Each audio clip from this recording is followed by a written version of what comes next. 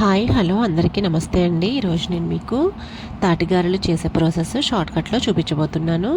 దానికోసం మనం ఒక తాటికాయని తీసుకొని పైన పీల్ తీసుకొని ఇలా జాలీల గిన్నెలో కానీ లేకపోతే కొత్తగా ఉన్న గిన్నెతో కానీ రఫ్ చేస్తే మనకి ఇలా నీట్గా తాటిగుజ్జు మొత్తం వచ్చేస్తుంది.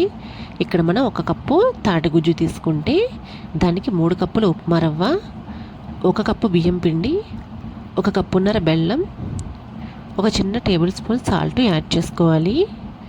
యాడ్ చేసుకొని గారెల పిండిలా కలుపుకొని ఇలా ఆయిల్లో డీప్ ఫ్రై చేసుకోవాలి. ఇక్కడ కొబ్బరి తురుమును కూడా మనకి ఇష్టమైతే మనం యాడ్ చేసుకోవచ్చు. కొబ్బరి తురుముని మొత్తం బెల్లం ఇంకా బియ్యం పిండి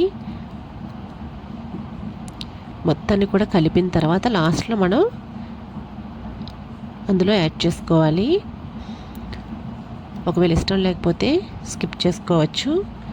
ఆయిల్లో వేసుకొని ఇలా రెడ్గా వేగేంత వరకు కూడాను డీప్ ఫ్రై చేసుకోవాలి. బెల్లం కరిగేంత వరకు కూడాను మనం పిండిలో కలుపుతూ ఉండాలి. బెల్లం గడ్డలు లేకుండా చూసుకోవాలి. ఇదిగోండి ఇలా రెడ్గా వేయించుకోవాలి. తప్పకుండా